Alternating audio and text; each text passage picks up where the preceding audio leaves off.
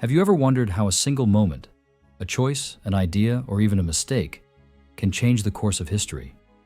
From the ambitions of rulers to the hands of ordinary people, seemingly small decisions have shaped entire civilizations.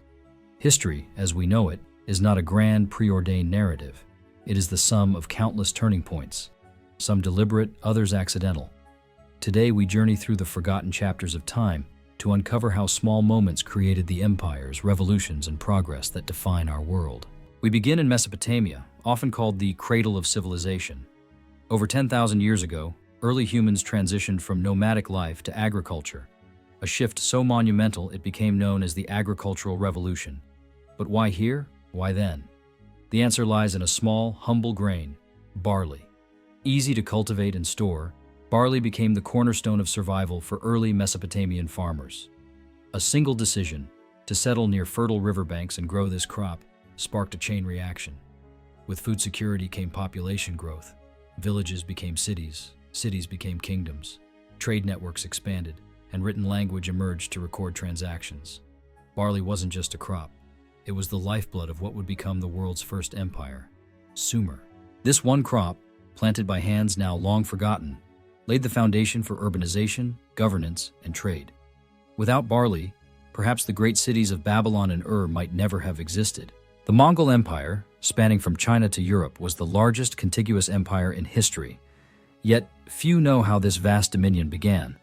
It started not with conquest, but with a letter. In 1206, a tribal leader named Temujin united the fractious Mongol clans. His ascent to power wasn't inevitable. Rivals sought his downfall, and his tribe was on the brink of collapse. Facing this uncertainty, Temujin made a critical decision: diplomacy. He sent emissaries with letters, offering alliances to neighboring clans. Some accepted, others hesitated. But this outreach allowed Temujin to consolidate power and eventually take the title of Genghis Khan, or universal ruler. Genghis Khan's strategic use of communication turned fragmented tribes into a unified force. By the time his empire reached its zenith, his decision to extend a hand instead of a sword had reshaped the geopolitical map of the medieval world.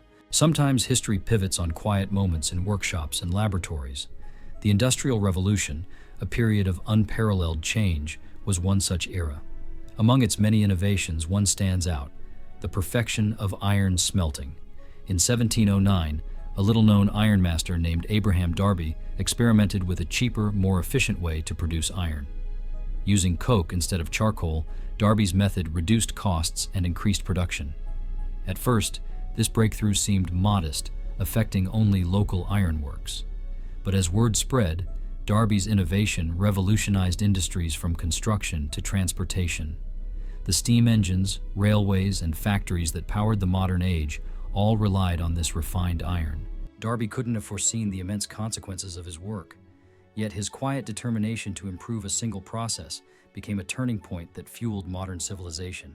When Johannes Gutenberg invented the movable type printing press in the 15th century, he envisioned a world where knowledge could spread freely. What he likely didn't predict was the revolutionary potential of his invention. Before the printing press, books were painstakingly handwritten, accessible only to the wealthy elite. Gutenberg's press democratized knowledge, making books cheaper and more widespread. This flood of printed material fueled the Renaissance, the Protestant Reformation, and the scientific revolution. Martin Luther's theses, Galileo's discoveries, and countless other transformative ideas reached the masses because of Gutenberg's press. What began as a tool for sharing religious texts became the engine of social and political upheaval. Gutenberg's press didn't just print words, it ignited revolutions. From barley seeds to iron furnaces, from letters to printing presses, history is a tapestry woven from small threads. The choices of individuals, often unnoticed at the time, have created the world we live in today. These turning points remind us that history is not just the story of kings and generals.